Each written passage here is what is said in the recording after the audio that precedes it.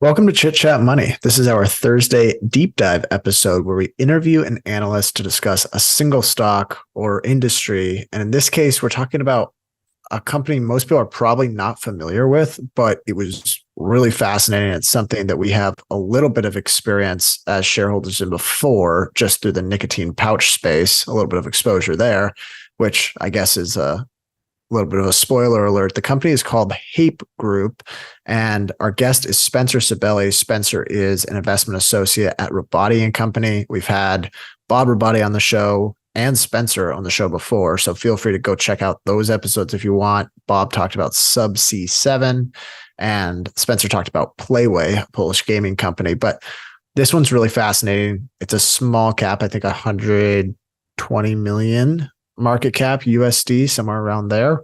So kind of keep that in mind. It's illiquid. You might not have access to it on certain brokerages. So kind of do your research before buying or anything like that. But I guess without further ado, here's our interview with Spencer Cibelli. Welcome to Chit Chat Money. On this show, hosts Ryan Henderson and Brett Schaefer interview industry experts and riff on the world of investing. As a quick reminder, Chit Chat Money is a CCM Media Group podcast. Anything discussed on Chit Chat Money by Ryan, Brett, or any other podcast guest is not formal advice or recommendation. Now please enjoy this episode. All right. Today we are joined by now second-time guest, Spencer Cibelli. He is an investment associate at Rabati & Co. I've also met with Spencer in person once, but this is now the third time kind of meeting and talking. Last time we spoke about Playway, a gaming company based in, it was Turkey, right? Or no, not Turkey, Poland. Yeah. And it's done pretty well.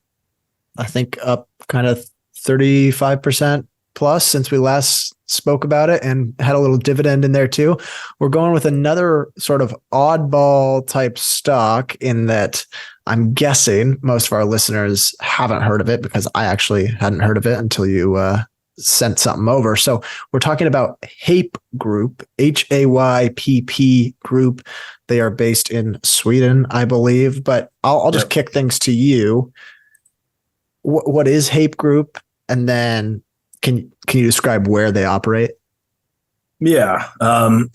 So, Haypp is the world's largest online retailer of nicotine pouches and Swedish snus, which, right, is, tobacco-based pouch products. They've been popular in Sweden for a while. But, I think of it as a marketplace between, brand owners and the most active and loyal consumers in the industry. They exclusively retail third-party products, right? They don't manufacture anything themselves. And in their mature markets, they own all of their infrastructure, right? Warehouses, distribution, fulfillment centers, things like that. And yeah, it's pretty simple, right? They're just ordering nicotine pouch products directly from the manufacturers, sending them to their distribution, fulfillment centers, and then selling them to the end consumers. In less mature markets, Haypp relies on third-party solutions, so they're doing all that, but they ship to a third-party facility who does the packing and then shipping to the end consumer. It's also the world's leading insights and data provider to manufacturers of nicotine pouches. So that's probably a high single-digit piece of the business today and growing very nicely. But they basically sell licenses to buyers. Gives them front-end access to data as a one-off annual fee per market. And they also offer kind of bespoke solutions. So they offer focus groups, product tests, surveys, and kind of do that on an ad hoc basis for individual customers. In general, I think it's important for the major manufacturers. They just have this treasure trove of data and can really market that.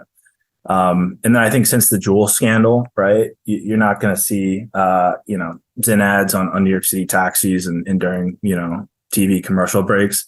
I just think the manufacturers themselves have been very hesitant to deal directly with consumers. So Haypp has sort of developed into this go-to vehicle, for also promoting and testing out new products and doing the focus groups and all that. So Haypp operates 10 different websites in 7 different countries. So they're in Sweden, Norway, the UK, Germany, Switzerland, Austria, and the US. And, give you some perspective, right? In the last 12 months, I think they've had, over 900,000 active customers. So unique customers who place an order through one of their websites. If in the US, their websites are thenortherner.com and nicokick.com. So you can check those out. But just to give a bit of history, so the company was started by two entrepreneurs in the 2008, 2009 timeframe. They launched their first site in Sweden called Snusbolaget. They grew that over time into the number one online player there. And in 2017, the current CEO, Gavin O'Doy, joined, and he joined the business from British American Tobacco. 12 weeks after he joined, they went into Norway and bought the number one player there. So that's early 2018. In 2019, they entered the US. They bought the Northerner, and that owned the northerner.com and nicokick.com, which are Haypp's kind of two main websites in the US. And then they also had some legacy sites in the DACH region. It's interesting, that was a pure share deal, and the Northerner kind of owns all of the shares. So he owns the guy behind it around 9% of Haypp today. In 2019, they organically entered Switzerland. And then the most recent kind of big move they made is they raised debt to buy the number 2 and number 3 players in Sweden, which were older sites, about 8-9 years old as well, and bought those, I think, on the same day, actually. And so part of the reason for the IPO actually was to pay off some of that debt, and then have proceeds to begin their expansion plan into new markets. But it's a pretty simple business, and they have sort of dominant market share in all their markets. We'll get into that more a bit later. But that's Haypp as a group. So yeah, I should say for anyone, this is a small cap. The ticker is a micro cap. Micro cap. Yeah, we should disclose that. And the ticker is HAYPP for anyone, just because I know sometimes it can be hard to find these things. But let's talk unit economics. This is a somewhat unique business, some people run this model for the other things, but it's unique as it's the only one really doing this, or one of the few. Yeah. So how do the sites make money? What are the major costs? Like how does it drop to the bottom line? Or are they just taking a cut of every sale and managing this stuff? But any details you can provide. Yeah, so it ends up being pretty simple, right? So basically Haypp, they're buying large quantities of pouches directly from suppliers, directly from Philip Morris, directly, they're buying Zyn pouches from them, from Atria, or whatever the brand is. They're shipping those to their own warehouse or a third party warehouse. They package them, they sort them, and then they just ship them direct to consumer. It's not a super high margin business. Gross margins are running around 12% right now in the core markets. A bit higher in the growth markets, and they actually expect the growth markets gross margin to be decently higher than the core markets. But basically for $100 worth of merchandise they're selling, they're buying that all in for $88. Maybe they get the pouches for less, but you got to factor in different costs. So that gross margin line, right? You're including the cost of buying from the supplier, the cost of shipping to the warehouse, cost of filling and sorting it, and then shipping costs to the consumer. So that's all kind of baked in there, and that's where you get sort of 12% off revenue. And then below that gross margin line, there's not much. You have some fixed OpEx costs, which when launching into new markets requires a decent upfront investment. But scales really nicely with higher top line numbers, and generally it's good operating leverage. But typical fixed costs, right? Like lease rent payments, utilities, equipment in these facilities, corporate office space, personnel expenses, some website server costs and that sort of stuff. And then, in their core markets, they're doing about 8-9% EBITDA margins. So that's sort of the delta, I guess, 4% OpEx, right? Going from 12 to 8-9. And, that's actually getting pulled down though for the group as a whole, because the growth markets piece is still burning cash. So face valuation, EBITDA margins are probably like low 3% right now. But the business at scale should be doing at least 8-9%. And once you get there, there's really a high conversion to free cash flow. In general, it's a very low CapEx business. CapEx typically runs around 2% of sales annually. There's no need for large inventory purchases as well. Kind of like some retail companies at a year end, they're fully turning their warehouses every 2 to 3 weeks, continually throughout the year. So that's pretty consistent. So yeah, I mean, EBITDA is generally a pretty good proxy for free cash flow when we talk about valuation. And there's some working capital items recently, and they're doing this sort of like back end infrastructure overhaul, and overhaul their ESP systems, their ERP systems, and things like that. But generally you get a pretty high conversion. So maybe they do mature 8% EBITDA margins, less 2% maintenance capex, and pre-tax sort of free cash flow kind of around that 6%, 7% range. But the margins could go up over time. I guess we'll talk about that later. Going into the growth story a little bit. But yeah, it's pretty simple business. They're just buying these pouches in bulk, shipping them to their warehouse, sorting them, fulfilling them, and then sending them to consumers. And then, you have the media insights piece as well, which pretty much all drop to the bottom line because it's, existing sort of data that they're collecting anyway. So Chit Chat Money is brought to you by Interactive Brokers, but we like to call them by their ticker symbol, IBKR. Designed for active traders and sophisticated investors, Interactive Brokers offers trading assets in 150 markets with 27 different currencies, charges USD margin loan rates from 5.83% to 6.83%, rated the lowest among margin fees, the ability to trade stocks, bonds, options, futures, commodities, and more with high interest rates paid on instantly available cash balances, and the ability to lend your eligible stock shares to earn passive income, all on one single unified platform.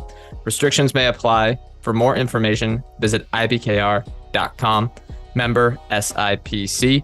Open an account with IBKR today. Okay, question that's probably coming to mind for a lot of listeners. Microcap, you said 10 different websites. Yeah.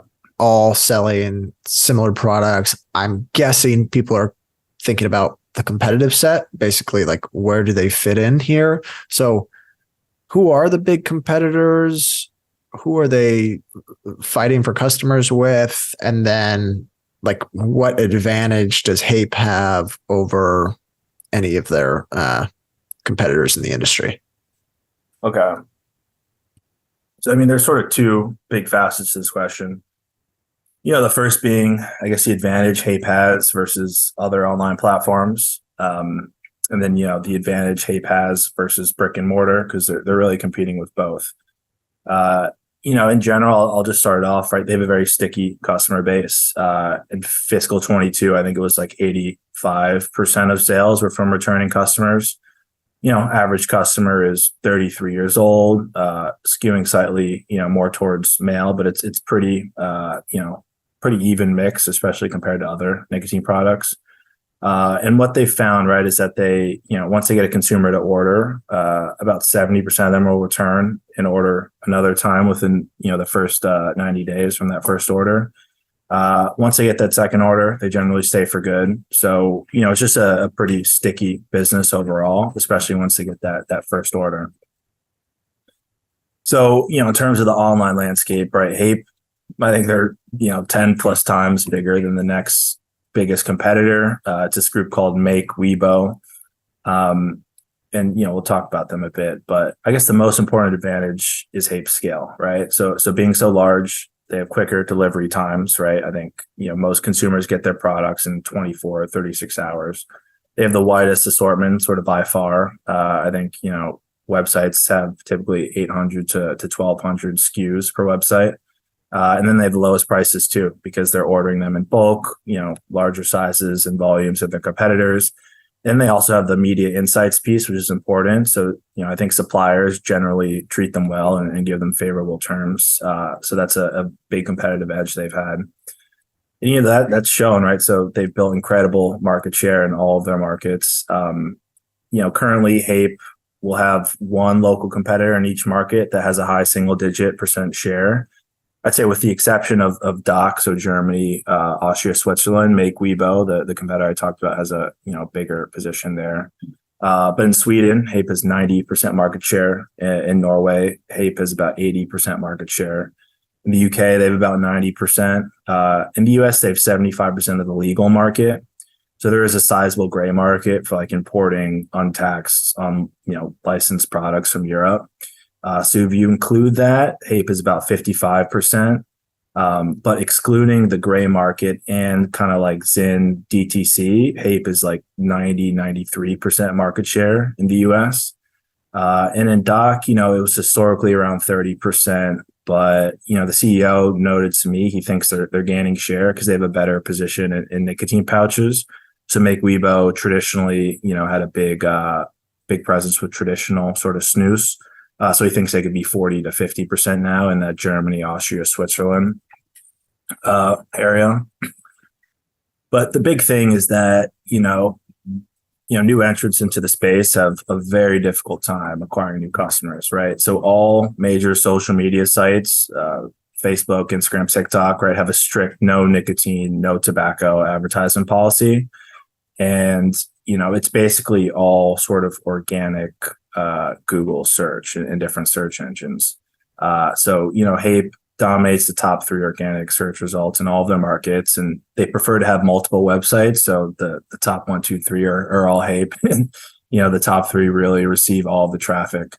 But it's a very defensible position, and it's basic sort of SEO stuff, but there's sort of 4 pillars, right? So there's site performance. How easy is it to navigate your site? How easy is it to load content? Like quality of content, is your content unique? Do users engage with it over time?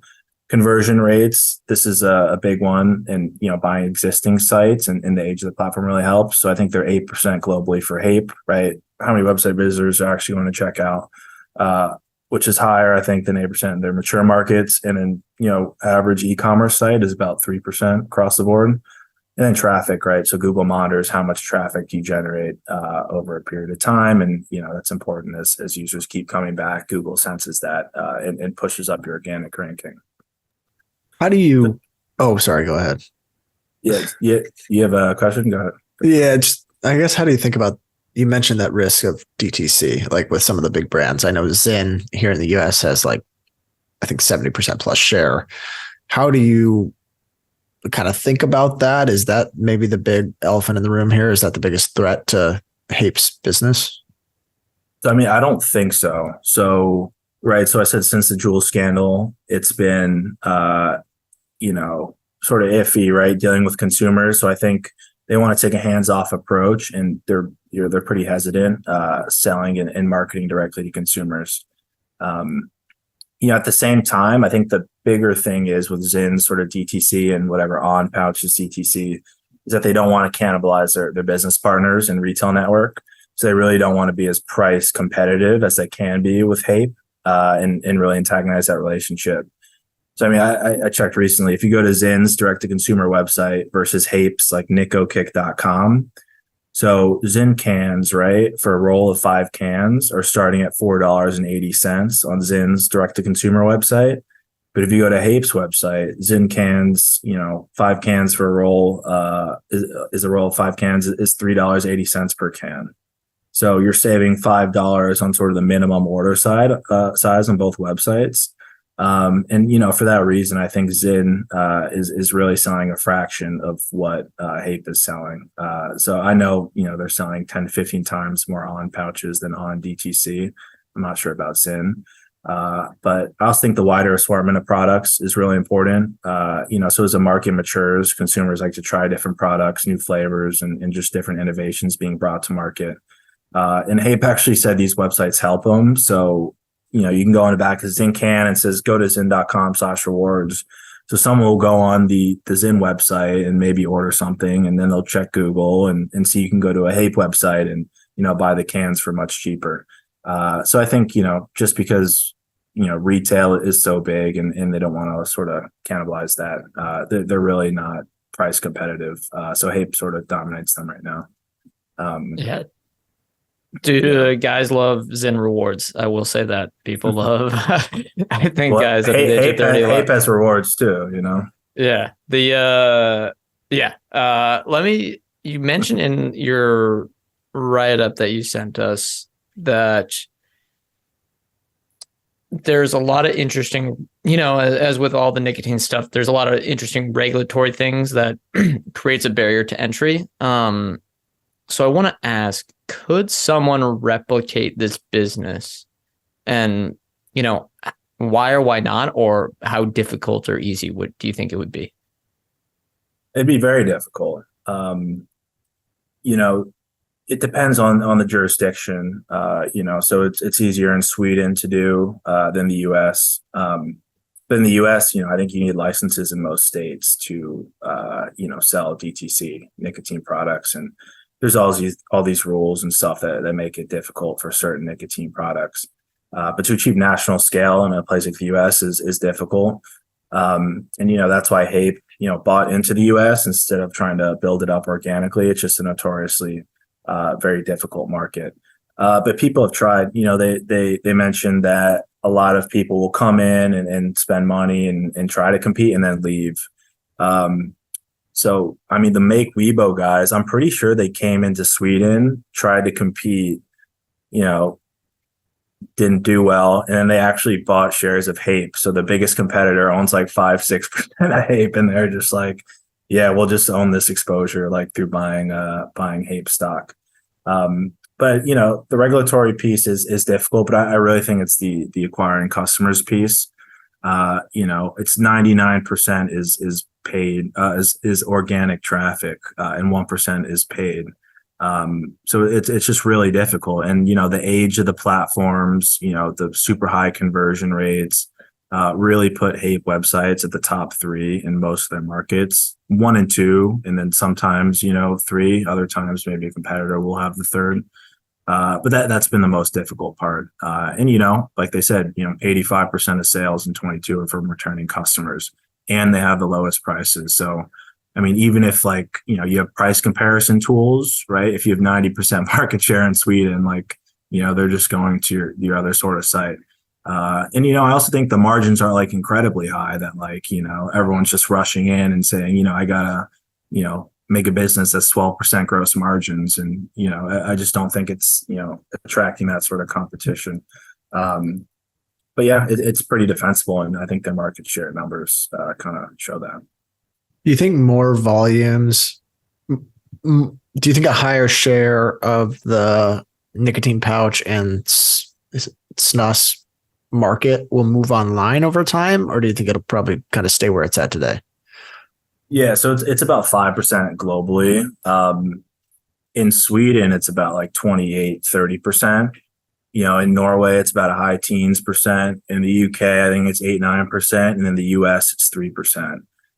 So what they found, right, as the market matures, people get more price sensitive, right? A can of Zins, and maybe this goes into the advantage versus brick and mortar. A single can of Zin in New York is $7-8. Whereas if I buy 5 on a Haypp website, I can get it for $3.5-4. So it's really sort of a price per can. Yeah. Okay. Right. I think prices on average are 40% lower than convenience, and some crazy sort of number like that. They have 10 times the amount of SKUs that they have in retail locations, right? 8 to 1,200 versus maybe 50 to 60 on the high end for a retail store. So what they found is over time, right? Online penetration is steadily sort of increasing, and they think it could get to 10%, sort of from 5% now, and then in Europe, it's more likely to convert towards Sweden, and maybe the US gets to 10 to 15%, but it's so early. It's really kind of hard to know. How does this shift towards nicotine pouches benefit? Well, I guess sure. Does it benefit Haypp, or is it cannibalizing a part of their existing business? No, it really does benefit Haypp, and it is pretty much the main growth driver for the business today. So I think Haypp, they're now doing 53% of their revenue is nicotine pouches versus snus. And so, I think nicotine pouch volume in Q3 year over year was 37-38% growth. in that core markets piece. So there's two segments of the business. The core markets is Norway, Sweden. The growth markets is US, UK, Germany, Austria, Switzerland. So core market pouch volume grew like 29%. Growth markets 53%, which is kind of crazy numbers. And I think in Scandinavia, you're getting a lot of women and former smokers switch from cigarettes and maybe vaping to white pouches, where women hadn't traditionally used snus as much as men, the tobacco-based pouches. So they're really not cannibalizing the existing snus users. And, I talked to a guy in Sweden a couple of weeks ago. He's like, yeah, I use both kind of all the time. And, they're pretty interchangeable. But I still think at the same time, their core like snus business is probably growing at a, low single digit rate. But yeah, I mean, the space at large is all nicotine pouches right now.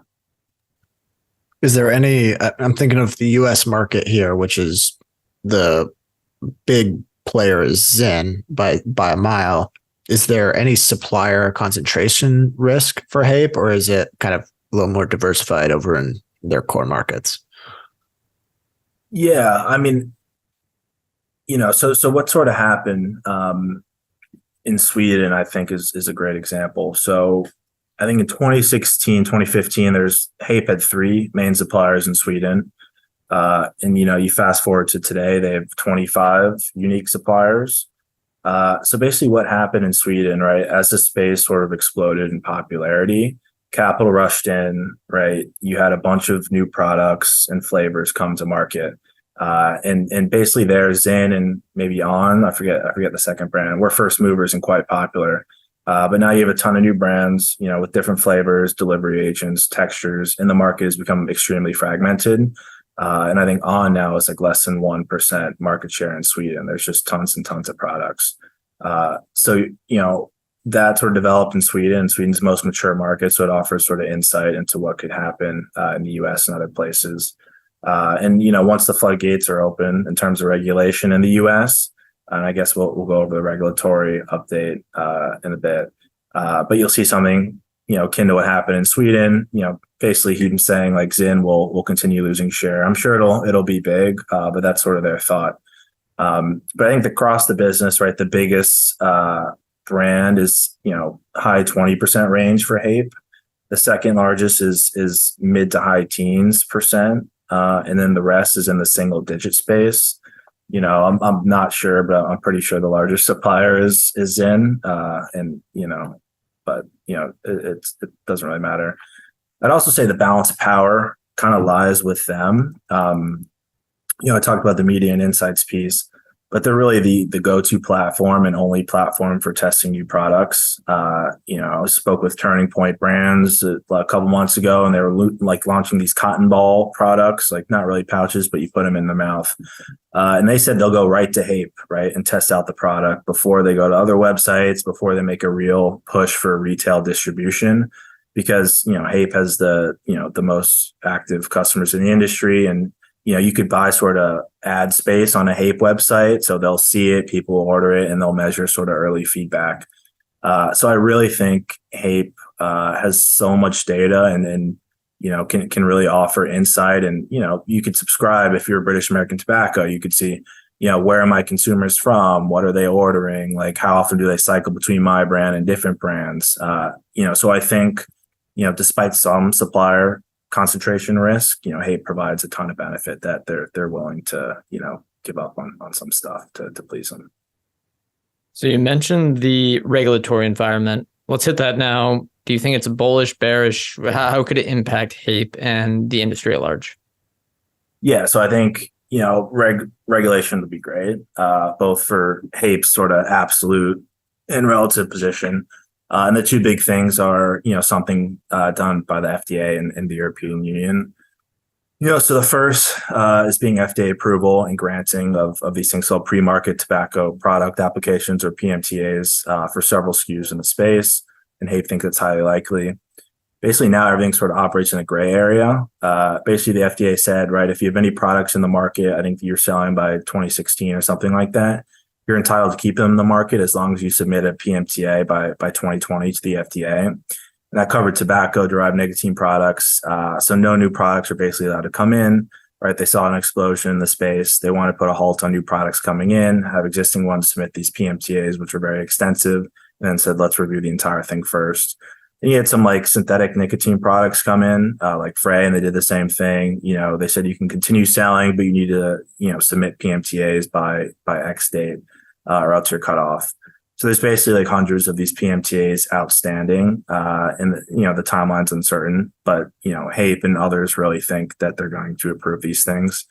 And once you have a PMTA, you basically get a stamp of approval that your product is here to stay, and you have a license to sell, similar to like a drug. And a removal process is more complicated and prolonged. And then the next thing you look for is MR TP status, so a modified risk tobacco product, and that allows you to market things like using this product instead of cigarettes. You have a less risk of cancer, heart attack, things like that. So the big thing is that in 2019, the FDA granted several SKUs of Swedish snus. So I think it was Swedish Match's General Snus brand, modified risk status. And they're allowed to kind of market them as, a less harmful alternative to cigarettes. So that's a tobacco-based pouch product. So if they're willing to give, this modified risk label to a tobacco-based product, it's sort of highly likely they'll approve these white pouch products, which are, much healthier. There's been, some other stuff, right? So this guy, Mitch Zeller, he's like the head of the Center for Tobacco Products at the FDA. He said that like evidence shows these products could help addicted smokers, get off cigarettes and do something with potentially fewer harmful chemicals. So they're sort of, inching around the topic a little bit, haven't fully addressed it. In general, I think it's harder to get addicted. With cigarettes and vapes, you get this immediate sort of rush and, it goes right to your bloodstream. And I say the nicotine buzz for a Zyn or a pouch is more drawn out and kind of less in your face. And as a result, the youth uptake issue hasn't been nearly, as big an issue as it was for vapes. I think it's like 85% of pouch users are using it to get off cigarettes, vapes, and other nicotine products. That is a risk and could change though, obviously, if youth uptake becomes a huge issue. And then the second one would be the EU-wide legalization of the product. So every few years, the EU does this thing called the Tobacco Product Directive, or TPD, and they basically update their stance on like a bunch of tobacco products and any new products coming to the market and things like that. In the most recent one, TPD2, the EU fully legalized vaping, which offers some good insight in what could happen with nicotine pouches. They put caps on like strength and different things like that, nicotine strength. You've had varying approaches. So Belgium, the Netherlands have fully banned white pouch nicotine pouches. Then you had Denmark, Italy, Czech Republic, Austria introduced positive legislation, right? They're legalizing the category, they're taxing it, they're putting caps on flavors and nicotine strength and things like that. You've had Finland ban it, and then they're actually moving to unban it and re-regulate it, I believe. And then somewhere in the middle, so you have like Germany, they put a halt on brick and mortar sales of nicotine products, but they allow you to order them online for private consumption. And Germany's really the big market there. That's, most of the ban just being such a big country. But, Haypp thinks, things will go well. Like some institute of health said, these things are less harmful than cigarettes. That was last year. So, Haypp thinks some countries will ban, some will have positive legislation, but in the end, the EU kind of will legalize them across the EU. It's just, hard to imagine they'd legalize vapes and not pouches. I mean, pouches are definitely healthier than vapes, and Haypp sort of thinks they're less than 1% of the harm of traditional cigarettes. So obviously a remarkable sort of difference. There was some concern that Norway was going to ban the sale of online tobacco products. I think that was mainly vapes and then unregulated pouch products coming from Sweden and in different markets. So, in every jurisdiction, Haypp only retails products, approved by the Norwegian authorities, made in Norway. So it's products from within the country, and they think they're, not going to be included in that ban. But, it's something to monitor and, was a concern at one point. In general, I think, the health profile is pretty remarkable. And, you kind of really need to embrace, reduce risk products to get people off smoking. I mean, Sweden has like a smoking rate a third of the EU average. I think they're at like 6%. The EU average is like over 20. And then the most recent one is Norway. So Norway had a massive drop in cigarette use, which strongly overlaps, right, with pouch use in the country. It's like a 1-to-1 correlation almost. So smoking rates went from 17, 18%. They're under 10% now. But, I think people know that. There's tons of data on it. I mean, there's tons of data on traditional snus that's been around since like the 1800s. And people think that's, like less than 5% of the harm of traditional cigarettes. So, there's a bunch of good data and things to support the health case here as well. And the youth uptake issue hasn't been a real, thing yet. So it looks pretty good. Yeah, from our point, we kind of have the same view. Seems like a win-win-win for all parties involved. An important thing with small caps, and I guess it's with every company, but people get worried about this, so we like to talk about it, and it is management. What are your general thoughts here? Are they aligned with shareholders? They got a big stake here. What do you think of them? Yeah. I mean, in general, we're very pleased with management. I feel like they are aligned with shareholders. We met the CEO 5-6 times, and he's been very generous with his time. He came to visit us in our offices in New York. He's very experienced, knows the business well. He spent his career at Bats, and he was the general manager of Scandinavia before he came to Haypp, so he knows that market very well. But I just think he's just very knowledgeable about the space in general. He'll be like, there's 3x the amount of vapors in Germany versus pouch users in the UK. So like this should converge here and that there, and just kind of, just rattle off like random statistics and stuff. So he knows this market well, and, kind of gives us confidence. And, I think he himself owns around 4% of the company. The rest of management, another percent or 2. And then there's some warrants outstanding. So management probably owns, a couple more percent through those if you were to assume all those were to exercise and they'd hold the shares. But the original founders, right, the 2 entrepreneurs, and then the early backer, they own, I think, a high 30% range of the company. And they have board representation as well. And then you have the Northerner guy. That's the guy who owns, right, those US websites, and he had a business in Sweden too. He owns 9.5%. The largest competitor that I mentioned before owns about 5.5%. Fidelity owns 10%, and there's some other sort of pockets of ownership. Not all day-to-day decision makers, but it's a pretty tight cap table, low float, and everyone sort of believes in the company, and has history in the pouch space and in the industry. So they've all come together under this, Haypp umbrella. Management incentivized through warrants. It's not per share metrics, but if the share price goes up, that's good. So I think if you exercise all warrants outstanding, you'd maybe get 7 to 8% dilution. A bunch of those were granted closer to the IPO, so you probably get closer to 3, maybe 4%. Dilution. But yeah, generally, we think management knows what they're doing, and, building this sort of market share and, a competitive business is quite impressive. And I think their moat has just developed over time through that. So they've done a good job. Brett and I were Swedish Match shareholders, as we were talking about before the show. So we believe in the structural tailwind. We believe in nicotine pouches. We think there's a lot of growth here for Haypp. However, that alone is not going to make it a good investment. Valuation always comes into play. How do you look at the valuation today? Why do you think this is attractive? Can you maybe give some numbers in terms of like how much they're earning relative to their market cap? Yeah. So I think the valuation is very attractive, and it's one of the best pieces of the story. The underlying profitability of Haypp is masked by the growth market's cash burn right now.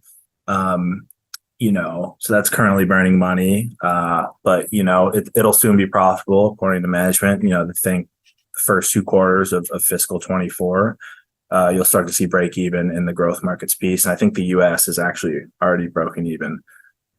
But yeah, so in the last 12 months, Haypp did about like 3 billion Swedish kroners in revenue, about 110 million kroners in EBITDA, and has an enterprise value of like 1.4 billion SEK.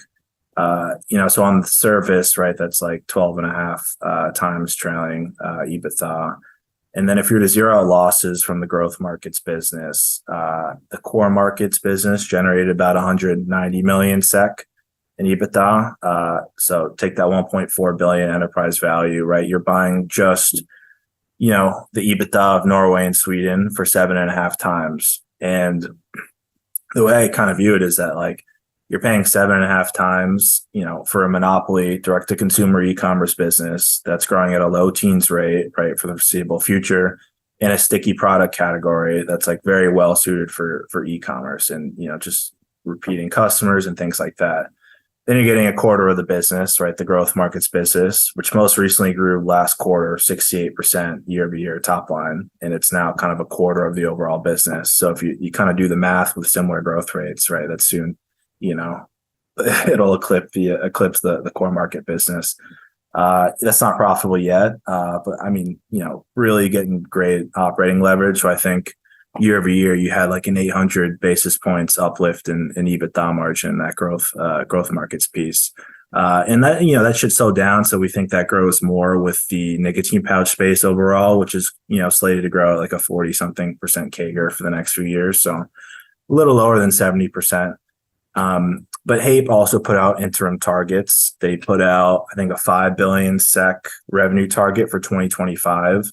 And then kind of guided towards 8% medium to long-term EBITDA margins, right? So if they're doing 5 billion top line at 8%, it's 400 million SEK in sort of normalized pre-tax cash flow in 2025.